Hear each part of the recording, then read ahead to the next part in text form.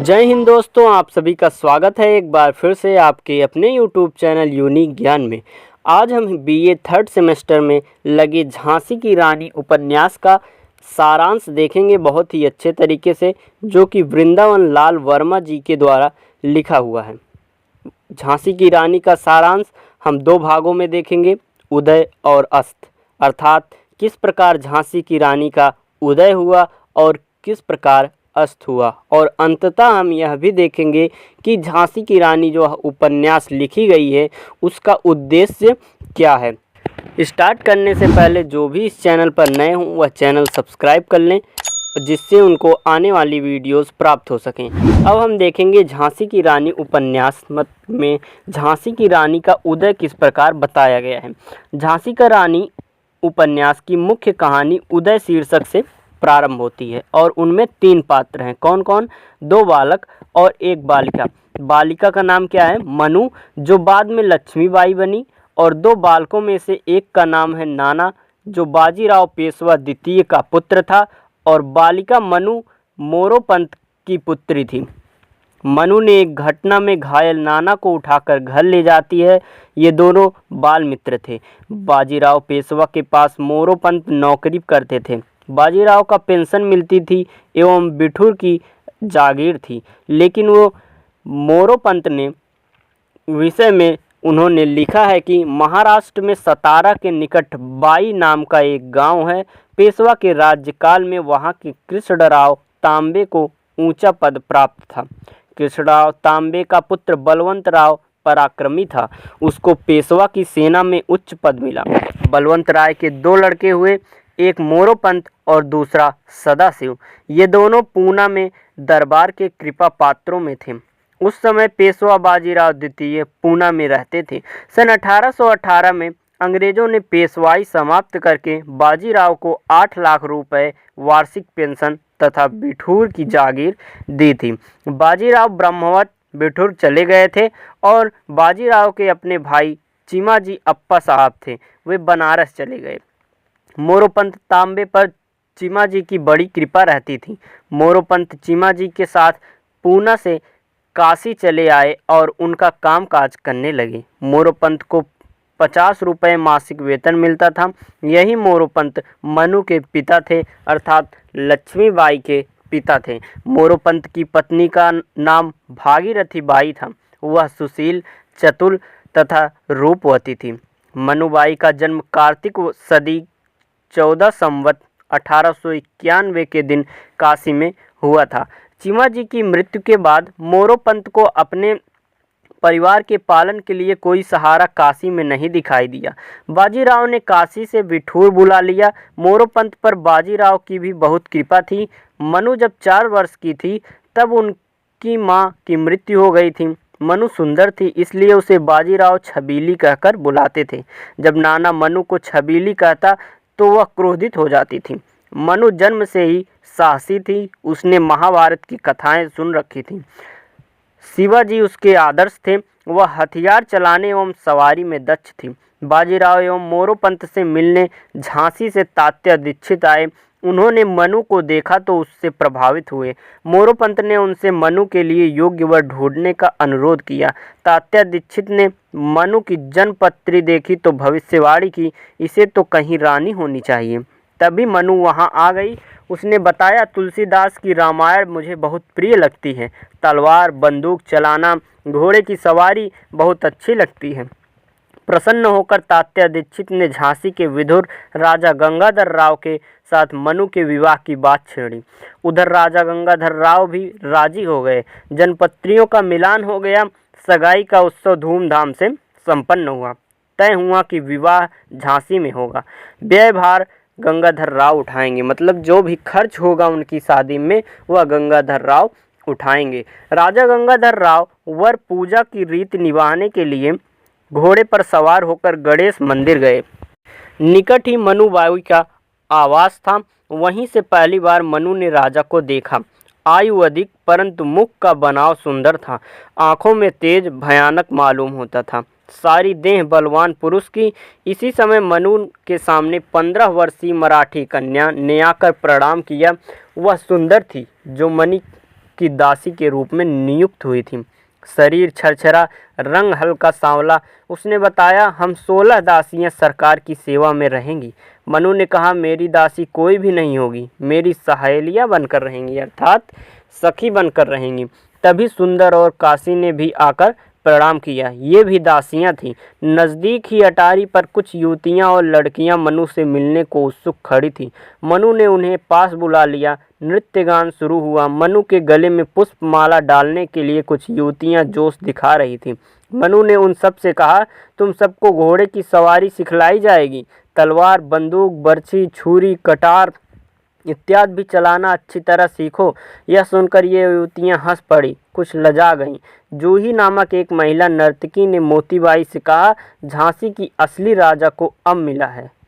झांसी की जो असली रानी है उन्हें अब मिला है। विवाह में भांवर दिलवाने वाला पंडित वृद्ध था। मनु की साड़ी को गांठ द्वारा राव साहब के दुपट्टे से जोड़ते समय मनु ने कहा, ऐसी बांधिए कि कभी टूटे नहीं। यह सुनकर सारी सभा पुलक उठी। मनु का नाम लक्ष्मीबाई रखा गया। राजा और रानी के नाम से जय जयकार गूंज उठे। झांसी में नारायण शास्त्री रहते थे। उनके एक नीची जात के स्त्री के साथ संबंध थे। जो झांसी में नारायण शास्त्री रहते थे, उनकी एक नीची जात की स्त्री के साथ संबंध थे। से इस बात पर बड़ा विवाद हुआ कि पजनेश नामक कवि थे वे। उनके संबंध भी इसी प्रकार के थे। उनकी शिकायत गंगाधर राव के पास आई। बहस के बाद गंगाधर राव ने उन्हें देश निकाला दे दिया। कुछ नीची जात के लोगों ने जनेऊ पहन लिया। इस बात पर भी विवाद हुआ। दुर्गा लावानी नामक वैश्या थी, उसने भी जनमत का साथ दिया। उसी समय एक युवक तात्या झांसी में आए। इस विवाद की सुनवाई गंगाधर राव के सामने हुई। लोगों ने तर्क रखा। तर्क को सुनकर राजा ने दंड स्वरूप तांबे का गर्म तार का जनेऊ पहनाने की क्रिया प्रारंभ की, तो अपराधी गर्व के साथ खड़ा रहा। गर्म जनेऊ उसके कंधे को छुलाया ही था कि तात्या ने कहा, यह ठीक नहीं है। तर्क वितर्क के बीच गंगाधर ने उससे कहा, इस युवक ने तुम्हें बचा लिया, अब भाग जा। इसके बाद तात्या को टोपे नाम दिया गया। उन्हीं को आज तात्या टोपे नाम से जाना जाता है। सब लोग चले जाते हैं। गंगाधर तात्या टोपे को नाटकशाला के लिए आमंत्रित करते हैं। रत्नावली नाटक खोला जाएगा उसके लिए। विवाह से पूर्व मनु की सेवा में सुंदर सुंदर काशीबाई इत्यादि 16 दासियां पहुंची। मनु ने कहा, तुम मेरी दासी नहीं सहेली बनोगी। मैं तुम्हें घुड़सवारी, कुश्ती, अस्त्र संचालन इत्यादि की शिक्षा दूंगी। उसी काल में नाच गाने, नाटक आदि समारोह। विवाह के बाद गंगाधर राव और लक्ष्मीबाई में बहस तकरार, मान मोबल होते रहते थे। रानी लक्ष्मीबाई की विलक्षण बुद्धि से गंगाधर राव चकित भी होते थे। गंगाधर राव शासक हुए पर उन्होंने बहुत अपव्यय किया। राजा प्रदर्शन के बहुत प्रेमी थे।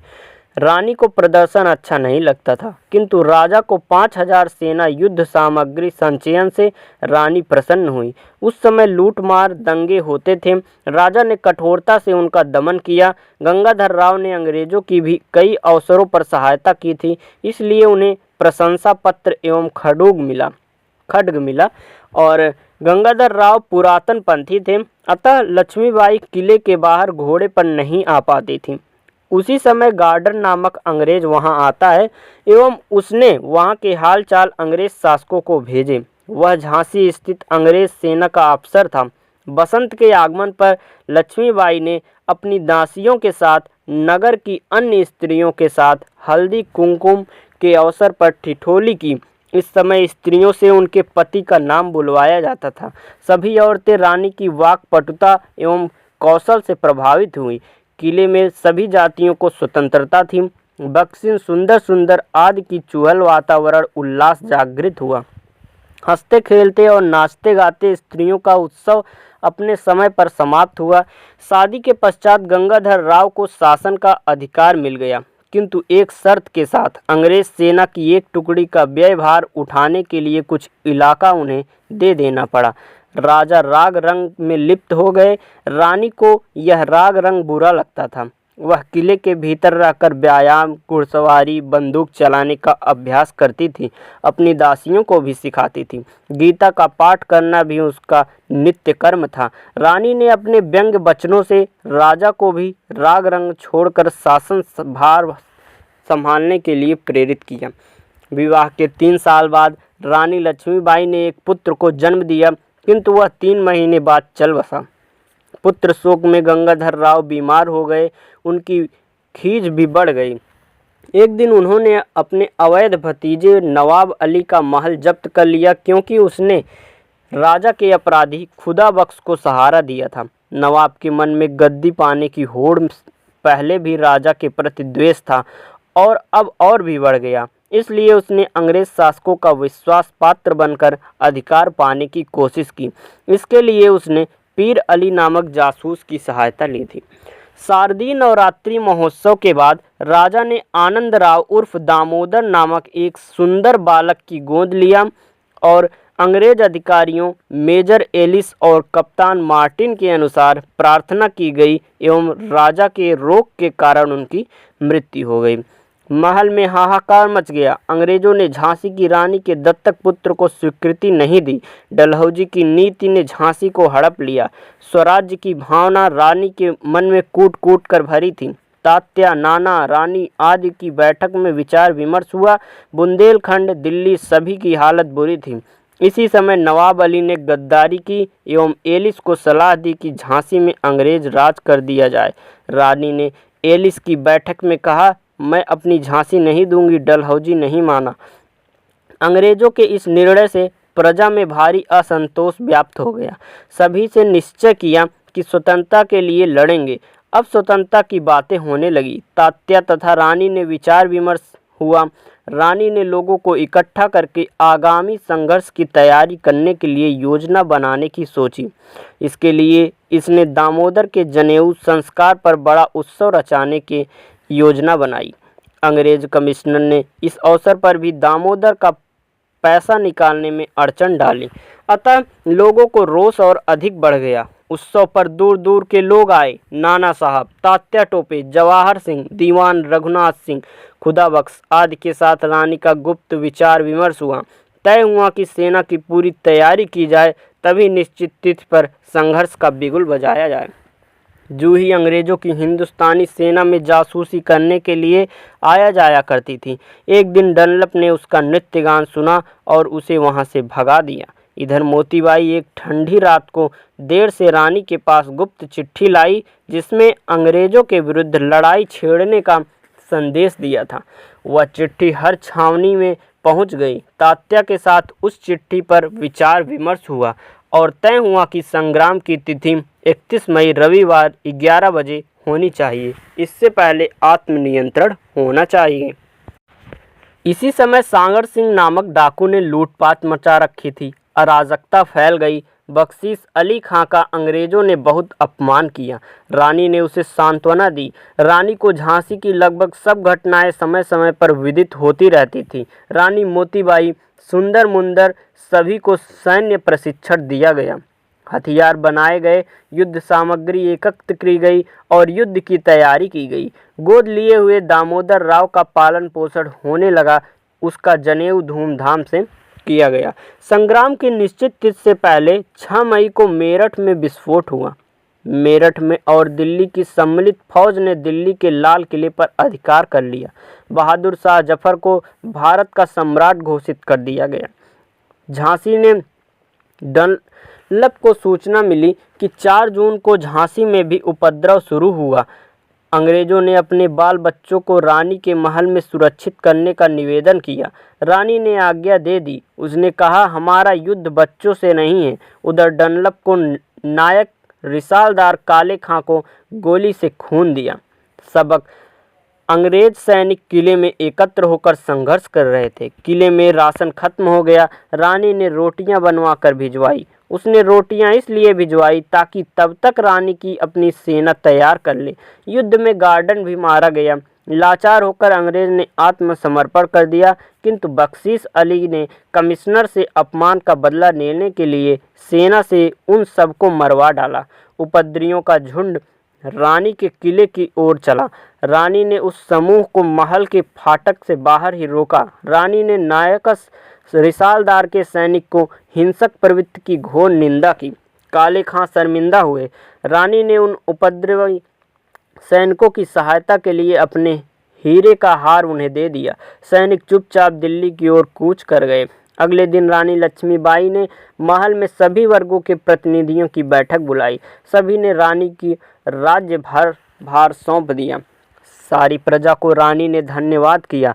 सबसे पहले रानी ने गुलाम गौस खां को अपना प्रमुख तोपची नियुक्त किया तथा उसे अपना तोपखाना तैयार करने के लिए कहा। रानी ने दीवान जवाहर सिंह को अपना सेनापति बनाया। 6 कर्नल नियुक्त किए। मोतीबाई और जूही के गुप्तचर विभाग दिया गया। अगले ही दिन से सेना की कवायद शुरू हो गई। गंगाधर राव के वंशज सदाशिवराव ने स्वयं को झांसी का राजा घोषित करके करेरा के किले में आक्रमण कर दिया। उसने सोचा कि स्त्री है, क्या कर लेगी वह मेरा। रानी ने करेरा के किले पर आक्रमण कर सदाशिवराव को बंदी बनाकर बंदी गृह में डाल दिया। सारी जनता में रोना के रानी के पराक्रमी रूप का यशगान होने लगा। सागर सिंह के उपद्रव पर रानी ने खुदाबख्श को भेजा। मुठभेड़ में खुदाबख्श के घायल की खबर सुनते ही रानी उसकी सहायता को चल पड़ती हैं। वर्षा के ऋतु में रानी ने नदी में घोड़े को डाल दिया तथा पार उतर गई। पार उतरकर उन्होंने खुदाबख्श का हाल पूछा, मुखिया से भेंट की। बाद में सागर सिंह पर टूट पड़ी और उसे बंदी बना लिया। रानी के सामने पेश किए गए सागर सिंह ने बताया कि उसके पूर्वज सेना में युद्ध लड़ते रहते थे। इन दिनों अंग्रेजों की अधीनता स्वीकार न करने के कारण वह डाकू बन गया है। रानी ने उससे कहा कि वह डकैती छोड़कर अपने साथियों के साथ झांसी की सेना में भर्ती हो जाए। सागर सिंह धन्य हो गया। रानी ने सागर सिंह और खुदाबख्श को कुंवर की उपाधि प्रदान की। इस शूरवीरता से संपूर्ण झांसी झूम झूम कर जय जयकार करने लगी। नवाब अली भी बधाई देने आ पहुंचा। इससे पूर्व रानी ने व्यवस्था की, लक्ष्मण राव प्रधानमंत्री, बख्शी तोप ढालने वाला प्रधान सेनापति दीवान जवाहर सिंह, पैदल सेना के 3 कर्नल दीवान रघुनाथ, मोहम्मद गौस खां तथा खुदाबख्श, घुड़सवार प्रधान रानी, कर्नल सुंदर मुंदर और काशीबाई, तोपखाने का प्रधान गुलाम खां, गौस नायब दीवान दुल्हाजुम, न्यायाधीश नाना भोपटकर, सभी विभागों के कर्मचारी नियुक्त हुए। रानी का विरोधी नवाब पीर अली था। उसके भड़काने पर टीकमगढ़ के दीवान बलथे खां ने झांसी पर आक्रमण कर दिया था। वह हार कर भाग गया और नवाब अली ने धोखा दिया, किंतु वह रानी का विश्वास बन गया था। उससे साथ पीर अली जो अंग्रेजों की ओर से जासूसी करता था। यह थी हमारी उदय की सारांश की झांसी की रानी कैसे बनी, कैसे उनका उदय हुआ, किस प्रकार वह झांसी की जनता के मन को जीत सकी और लोगों में अपना वर्चस्व हासिल कर सकी। अब हम उनके अस्त के बारे में पढ़ेंगे कि झांसी की रानी का अस्त किस प्रकार हुआ था। 20 मार्च को जनरल रोज झांसी के किले से 3 मील दूर कामासीन देवी के मंदिर के पीछे वाली पहाड़ी के पीछे आ गया। सारी झांसी उत्साहित हो उठी। रानी ने दूरबीन से उनके मोर्चे को देखा। उसने जूही तथा काशीबाई को तात्या टोपे को पीछे से आक्रमण करने का निर्देशन देने के लिए कालपी भेजा। 21 मार्च को जनरल रोज ने झांसी के किले का निरीक्षण किया तथा अपनी सुरक्षा का प्रबंध किया। 23 मार्च को युद्ध प्रारंभ हुआ। रानी के तोपचियों ने गोले पर गोले जवाब दिए। स्त्री पुरुष सभी दुश्मनों के हमले का जवाब दे रहे थे। दिन रात मोर्चा डटा रहा। तोपचियों ने अंग्रेजों के तोपखाने कई बार ठंडे कर दिए। पीर अली रात में रोज के पास समय समय पर सूचना भेजता रहता था, जासूसी करता रहा।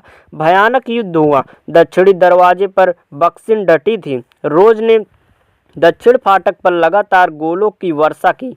एक गोला बक्सिन की जीवन लीला को समाप्त कर गया। बक्सी फिर भी कर्तव्य प्रेरणा से युद्ध में रानी का मान भर गया आया और गौस और मोतीबाई ने उनको तसल्ली दी।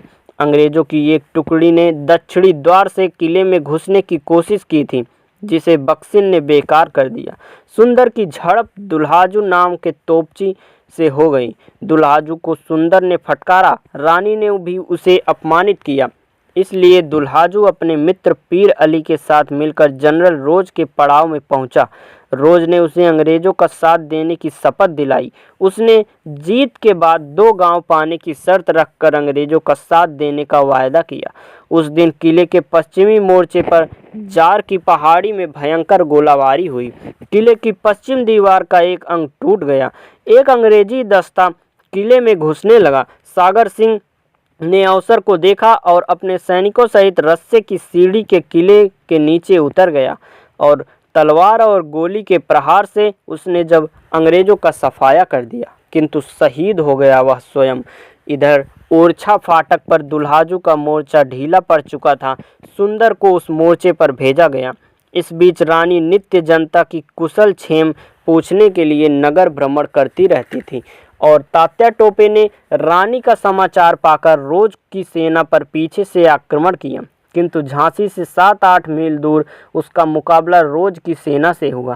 तात्या टोपे का वापस लौटना पड़ा। सबको रानी ने सांत्वना दी। उसने दूरबीन से देखा कि ओरछा फाटक पर ठीक काम नहीं हो रहा है। दुल्हाजू ने सुंदर को दूर तक टोरियां पर भेज दिया और स्वयं अंग्रेज सेना से मिलकर अंग्रेज सेना के लिए द्वार खोल दिया। सुंदर ने उसका विरोध किया, तभी अंग्रेजों की गोली ने वह मारी गई। अंग्रेजी सैनिकों ने नगर में घुसकर भीषण नरसंहार किया। तोप चलाते चलाते खुदा बख्श भी गोली से मारा गया। सभी तरफ अफरा तफरी मच गई। रानी ने स्त्रियों की सेना बनाई। मोतीबाई ने खुदा बख्श के साथ काम किया और वह भी मारी गई। अंग्रेजों ने भीषण आगजनी और लूटपाट की। गौस खा मारे गए। सब वो लाचार रानी ने आत्मघात करने की सोची, किंतु नाना भोपटकर ने उसे कर्म करने की प्रेरणा दी। रानी ने किला छोड़कर कालपी जाने की योजना बनाई। इससे फिर सेना इकट्ठी करके झांसी को जीता जाए। रात के अंधेरे में दीवान जवाहरलाल, जवाहर सिंह और रघुनाथ सिंह मुंदर आदि को रानी लेकर कालपी के लिए निकली। रानी अंग्रेजों के दस्ते को चीरती हुई निकल गई। झलकारी नाम की एक स्त्री ने अंग्रेजों को धोखा देने के लिए रानी का वेश धारण किया और अंग्रेज सेना के पास चली गई, किंतु शीघ्र पहचान ली गई। रोज ने लय बोकर रानी के पीछे दौड़ाया। अगले दिन सवेरे बोकर ने रानी को भांडेर के नीचे बहने वाला पठून नदी के पास घेरा। रानी के सैनिकों को अंग्रेजों ने मार डाला। अकेला बोकर वापस भाग गया। उधर मोरोपंत तांबे झांसी से हीरे जवाहरात लेकर निकले, लेकिन अगले दिन पकड़े गए और फांसी पर चढ़ा दिए गए। झांसी ने अंग्रेजों ने 3000 लोग मारे। झांसी में अंग्रेजों ने उस समय लगभग 3000 लोगों को मार दिया था। फिर भी झांसी का माथा झुका नहीं। कालपी की ओर रानी ने प्रस्थान किया और एक मजबूत किला था। वह जो कालपी का किला था वह एक बहुत मजबूत किला था। जब रानी कालपी पहुंची, राव साहब, नाना का भाई और तात्या वहीं थे। दूसरे दिन रानी ने इन लोगों से भेंट की। इन लोगों ने जी खोलकर रानी का आदर और सत्कार किया, परंतु रानी आदर की भूखी नहीं थी। वह अंग्रेजों से हार कर और उसे हराकर स्वतंत्रता की जीत चाहती थी, लेकिन वह कालपी में अस्त व्यस्त था। तात्या सरीखे उत्कृष्ट सेनापति होते हुए भी सेना का प्रबंध अव्यवस्थित था।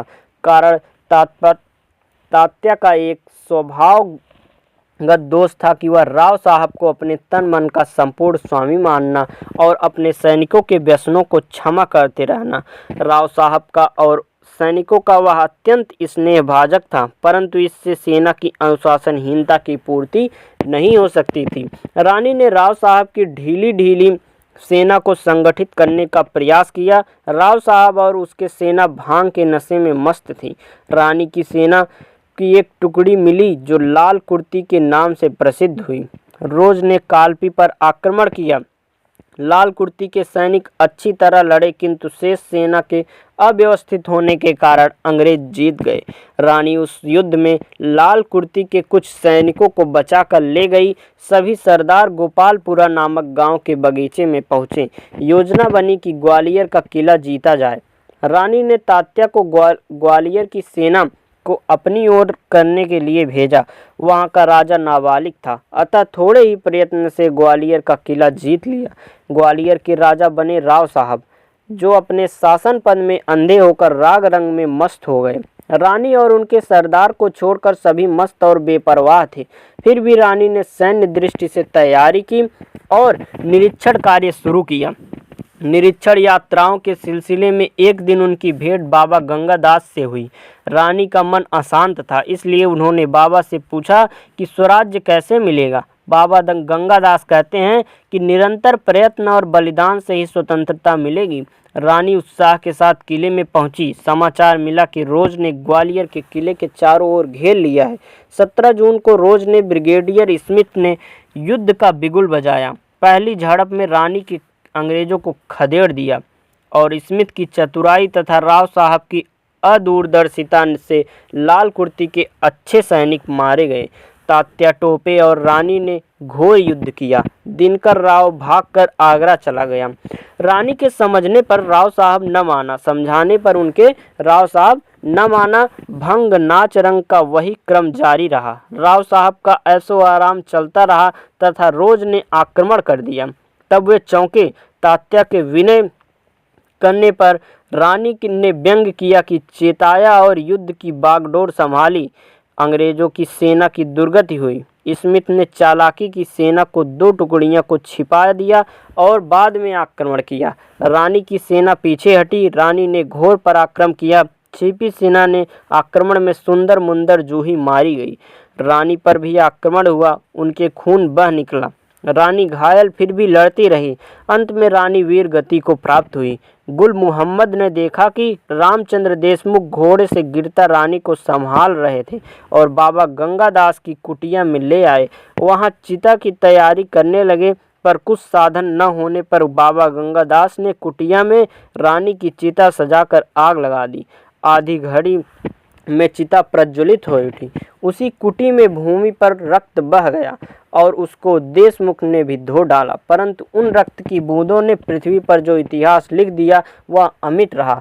इस तरह कहानी का अंत होता है और यह था पूरा कहानी का उदय और अस्त आपने देखा। अब हम बहुत ही शीघ्र झांसी की रानी उपन्यास का उद्देश्य समझ लेते हैं कि झांसी की रानी उपन्यास का मूल उद्देश्य तो झांसी की रानी लक्ष्मीबाई का चरित्र प्रकाश है।